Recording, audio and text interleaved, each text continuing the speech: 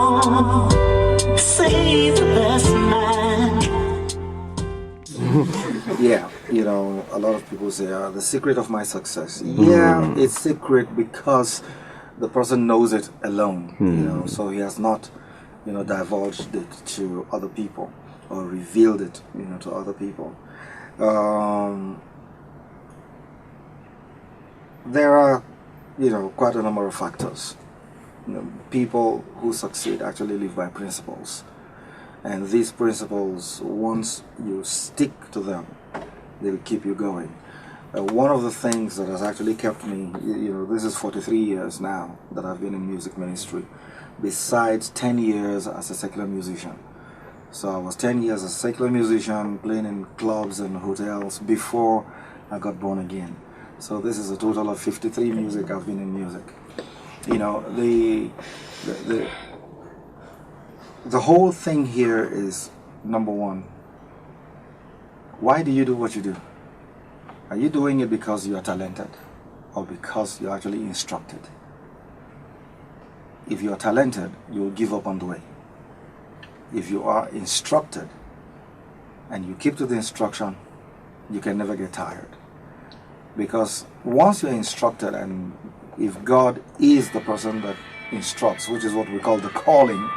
So if God calls you, He gives you a specific assignment. And as long as that assignment has not been executed, you will keep pushing. And you will keep pushing.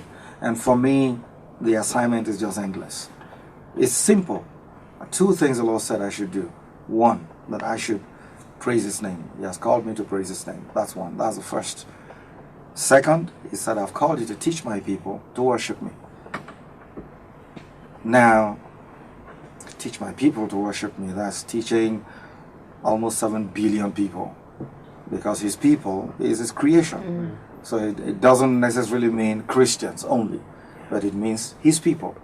And so I start from church and extend out, to the world, just to be able to bring, if I would call them the lost sheep,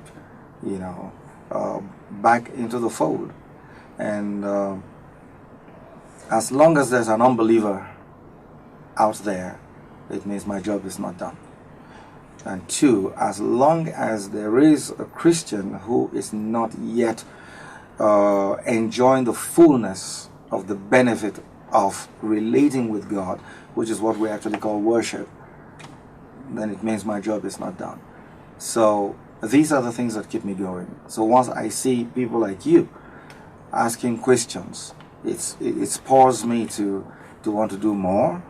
It makes me also sit down and listen to you, because listening to you for me is education, and I'm a very good student. So I sit down and I learn. And if you listen to my music of some 40 years ago and listen to what I'm doing now, there's some change in the groove, but the essence, the spirit, and the calling is still the same. And what I try to do is that I never allow the music to overwhelm my calling, which is my assignment.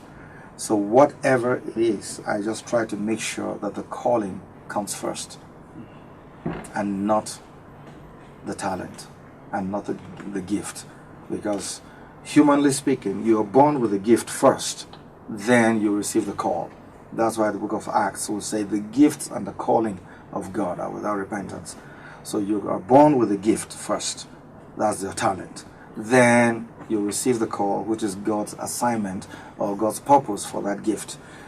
But after you've received the purpose, the whole thing reverses. So the purpose now becomes first, and then the gift becomes secondary. So this is what has kept me going. That I have a call, I have an assignment. So long as there is one person there that hasn't benefited from or hasn't been affected or touched by my assignment, it means I'm not done yet.